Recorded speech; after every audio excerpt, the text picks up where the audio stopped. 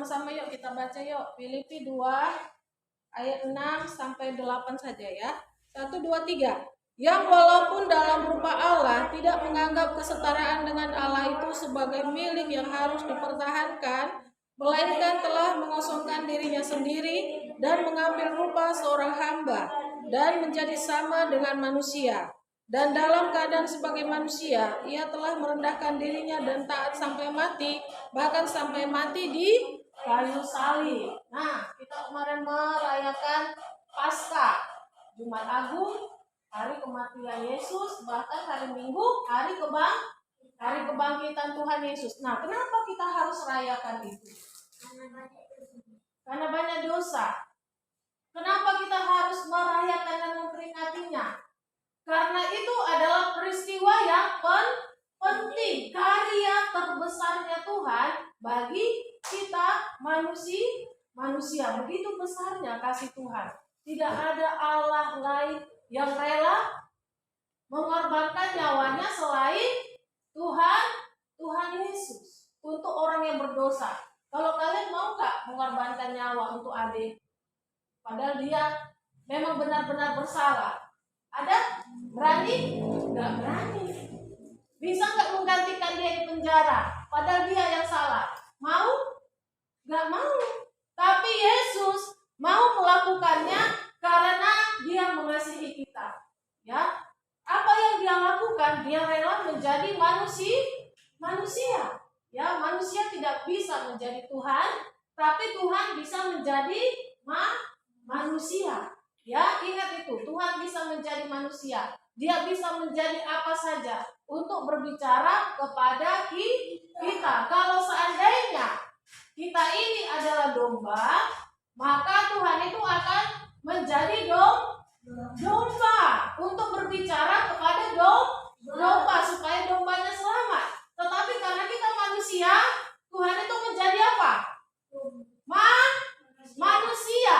Karena hanya dengan cara itu Tuhan itu dapat berbicara kepada manusia.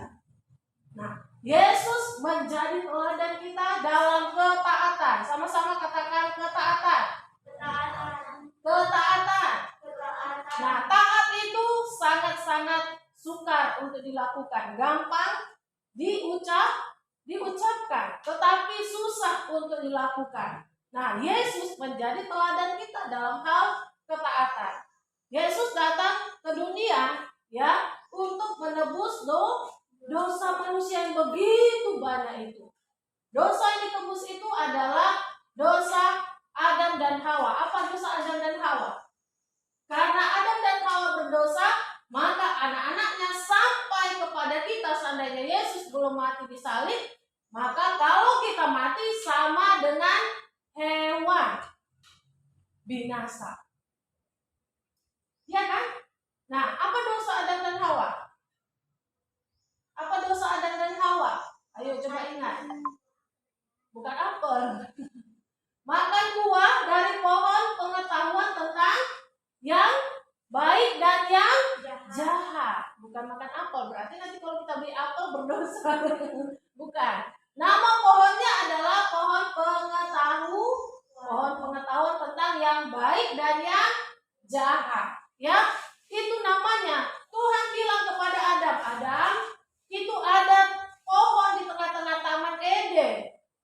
Jangan kamu makan buahnya. Kenapa? Karena kalau dia makan buah itu, dia akan tahu, oh ternyata aku nggak pakai baju. Oh ternyata aku seperti ini orangnya. Oh ternyata dia jadi melihat kepada dirinya, bukan melihat lagi kepada Tuhan. Tidak lagi fokus kepada Tuhan. Dan dia menjadi sama seperti Allah, tahu yang baik dan yang jahat. Jadi dia tahu, oh kalau ini dilakukan, ini baik. Kalau ini tidak dilakukan, kalau ini yang dilakukan, itu tidak baik. Jadi dia sama seperti Allah kalau dia makan pohon pengetahuan itu. Ya, nah Tuhan melarang. Kenapa? Cukuplah kita ini Adam dan Hawa itu sebagai penyembah, ciptaan yang diciptakan diciptakan Tuhan untuk menyembah, menjadi penyembah-penyembah Tuhan. Tetapi mereka mau disembah dengan menjadi seperti Allah. Nah, itu sudah tidak boleh. Ya, mereka Adam dan Hawa sudah melanggar apa? Perintah Tuhan untuk tidak memakan buah dari taman, tengah-tengah taman itu. Hanya satu aja pohon yang nggak boleh dimakan. Ya kan, buahnya kan? Ada lagi yang lain? Ada? Nggak ada. Tapi karena mereka sudah makan itu, terjadilah pembunuhan pertama sekali. Apa pembunuhan pertama sekali? Jadinya Tuhan matikan satu domba. Terjadilah darah yang tertumpah karena dosa, karena Adam dan Hawa tidak taat, sudah berdosa. Jadi Tuhan marah. Kalau kira-kira kalian itu melakukan kesalahan, dimarahi apa enggak? Atau diketawain? Atau dipujuk-pujuk? Diapain? Dimarahi. Ya, kita ini kalau kita sekarang ini dari mulai 5 tahun sampai usia 21 nanti kita sekolah. Tapi kalau kita tidak sekolah, main-main, diapain? Dimarahi, dipukul, direpeti, habislah kita dicereweti. Kenapa? Karena kita tidak taat. Bahkan juga guru di sekolah selalu panggil orang tua karena kita tidak taat, sering bolos, sering cabut, apalagi sering tidak masuk ke kelas, tidak belajar, bahkan PR tidak dikerjakan. Itu namanya tidak taat. Kalau kita sebagai pelajar harus taat. Taat apa? Belajar, taat sekolah. Kita sebagai apa? Taat. Kita sebagai anak, taat. Taat apa? Perintah siapa? Orang tua dengar-dengaran. Kalau mereka katakan yang baik, ikuti. Kalau mereka katakan tidak baik, doakan dulu. Supaya apa? Supaya tidak menjadi hukuman kepada kita dari Tuhan. Ya. Nah, Yesus taat sampai mati di kayu salib. Kira-kira waktu Yesus dipukul, bisa nggak dia tangkis? Bisa nggak? Coba dulu lipat tangannya semua. Duduk bagus. Dari tadi itu ya. Duduk bagus, Clara. Oh, dengarkan. Tidak usia tahun.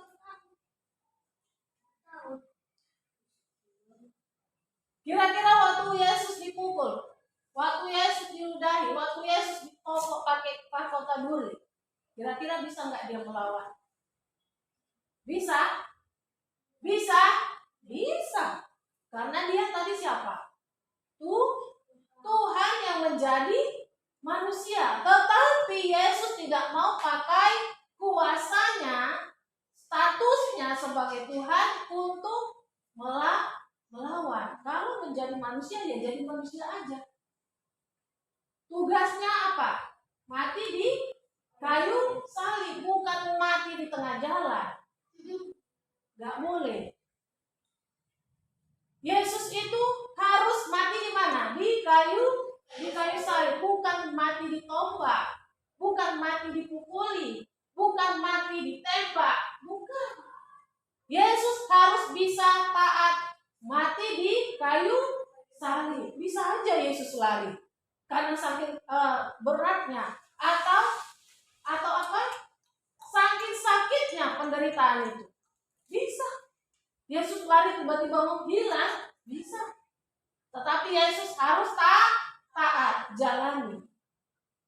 Apa yang harus dijalani? Mau dipukul, mau disiksa, mau berdarah-darah, mau mencurahkan darahnya, mau disalibkan. Disalibkan itu hukuman yang paling mengerikan. Tahu? Bukan seperti kayak disalib. tapi wajahnya nggak berdarah. Bukan seperti itu. Yesus itu disalib, itu udah bengkak-bengkak, udah hampir keluar matanya, dan matanya sudah hampir tidak nampak lagi. Habis seperti orang, seperti begal dibogem sama masa.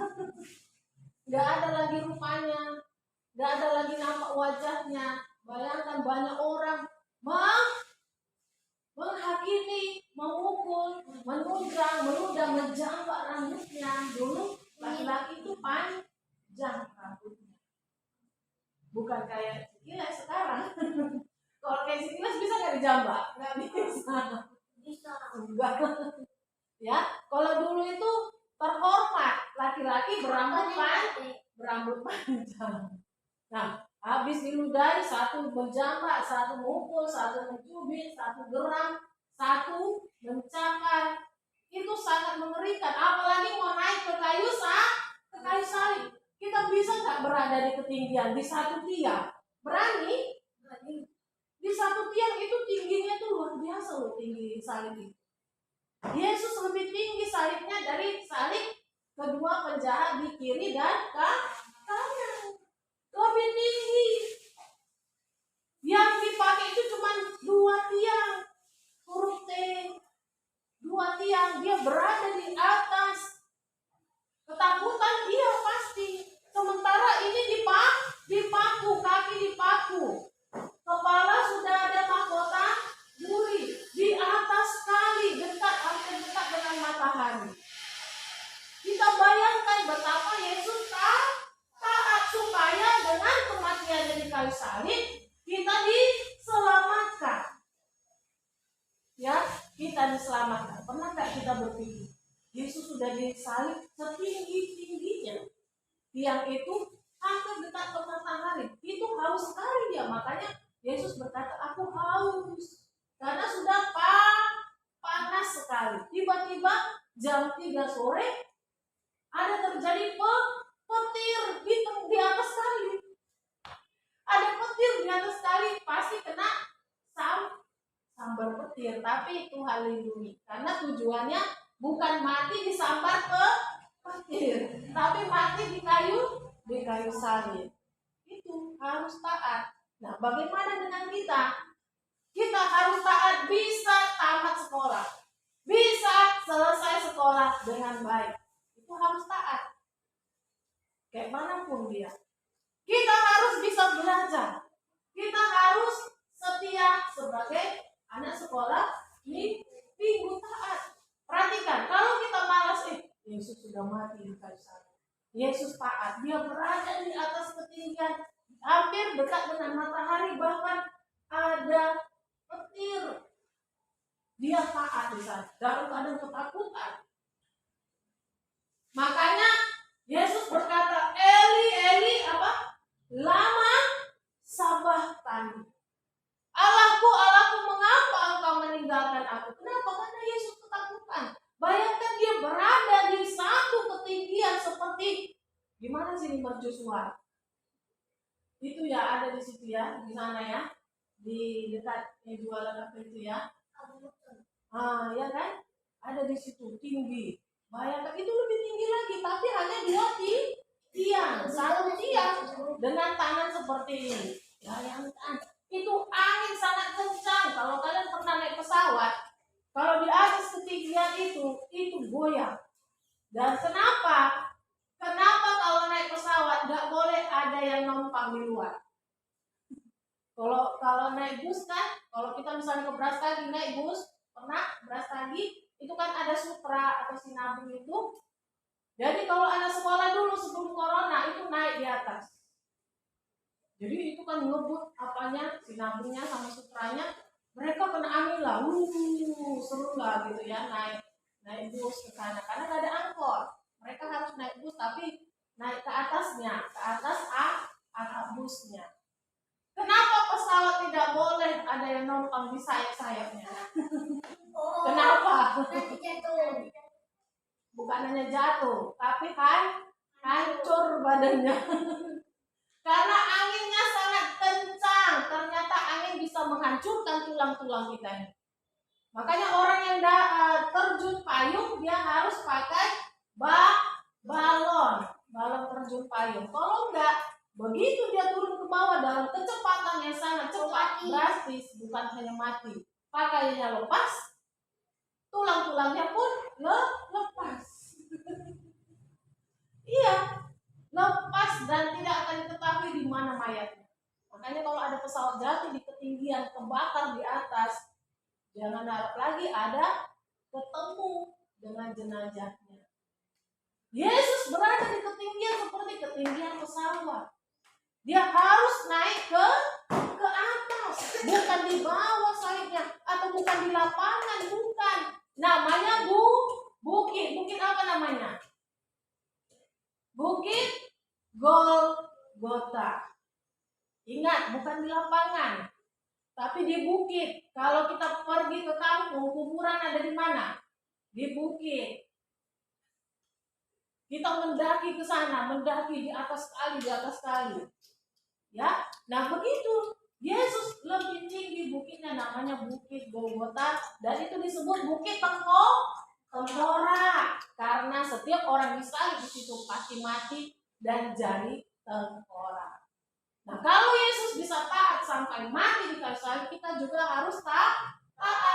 Jadilah sebagai anak sekolah minggu yang taat, sebagai orang Kristen yang percaya dan taat kepada Tuhan. Ingat, Tuhan sudah bayar harga dengan ketaatannya, sehingga kita selamat. Kita minta ampun, Tuhan mengampuni. Seandainya Tuhan tidak mau disalib, kita pasti binasa seperti hewan, seperti kucing. Kalau dia mati di mana? Ya udah, biarkan aja di jalan. Ya kan? Seperti kucing. Seperti anjing, kalau mati di mana? Dibiarkan aja. Kalau ada tuannya ya dikubur. Terus dimakan. Atau seperti tikus, dimatikan, dia dilempar ke jalan, digilas sama mobil atau kereta. Gak ada harganya. Tapi kita bersyukur karena ketaatan Yesus, hidup kita berarti darah Yesus ada di dalam darah kita. Kalau ada darah kita keluar, ingat ada darah Yesus yang sudah menebus kita sehingga kita selamat. Ya, puji Tuhan. Tuhan Yesus memberkati.